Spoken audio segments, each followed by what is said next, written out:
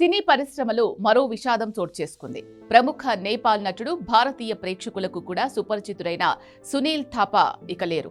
ఖాట్మండులో గుండెపోటుతో ఆయన తుదిశ్వాస విడిచారు. ఆయన మరణ వార్తతో నేపాల్ చలనచిత్ర పరిశ్రమతో పాటు ఆయనతో అనుబంధమున్న ఇండియన్ సినిమా ప్రముఖులు కూడా దిగ్భ్రాంతికి గురయ్యారు. ముఖ్యంగా తేజ సజ్జా హీరోగా నటిస్తున్న పాన్ ఇండియా చిత్రం మిరాయ్ బృందం ఆయన మృతికి ప్రగాఢ సానుభూతి తెలిపింది. ఈ సినిమాలో ఆయన ఒక కీలక పాత్ర కోసం ఎంపికయ్యారని, ఆ అసోసియేషన్ కొద్ది కాలమే అయినా ఆయన చూపించిన ఆప్యాయత, గౌరవం మరువలేనిదని టీం ఎమోషనల్ అయింది. అసలు ఎవరి సునీల్ థాపా అనే విషయానికొస్తే, ఈయన నేపాల్ చలనచిత్ర పరిశ్రమలో ఒక లెజెండ్. మన దగ్గర కోట శ్రీనివాసరావు, ప్రకాష్ రాజ్ లాంటి విలక్షణ నటుల గురించి ఎలా చెప్పుకుంటామో అక్కడ ఆయనకు అంత పేరుంది. 1960లో జన్మించిన సునీల్ తొలినాళ్లలో ముంబైలో మోడలింగ్తో తన కెరియర్ ప్రారంభించారు. ఆ తర్వాత నేపాల్ వెళ్లి అక్కడ రాతే కైలా అనే పాత్ర ద్వారా పాపులర్ అయ్యారు.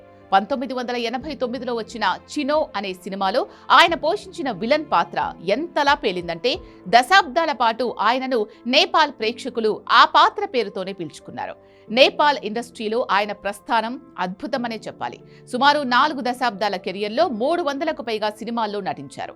ఒకప్పుడు కేవలం వినల్ పాత్రలకే పరిమితమైన ఆ తర్వాత క్యారెక్టర్ ఆర్టిస్టుగా మారి ఎన్నో వైవిధ్యమైన పాత్రలు పోషించారు.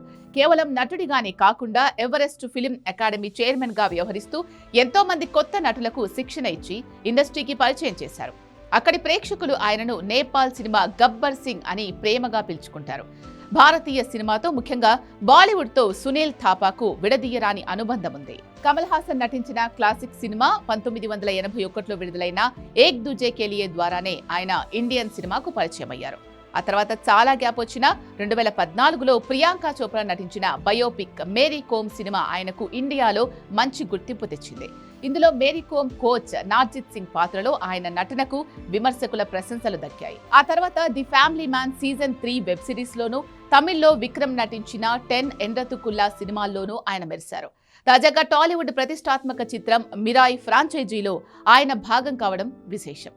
ఈ సినిమా షూటింగ్ సమయంలో ఆయన చూపించిన నిబద్ధత, సెట్లో అందరితో కలివిడిగా ఉండే తీరును చిత్ర యూనిట్ గుర్తు చేసుకుంది.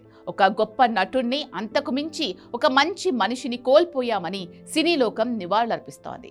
ఆయన ఆత్మకు శాంతి చేకూరాలని కోరుకుందాం. ఓం శాంతి.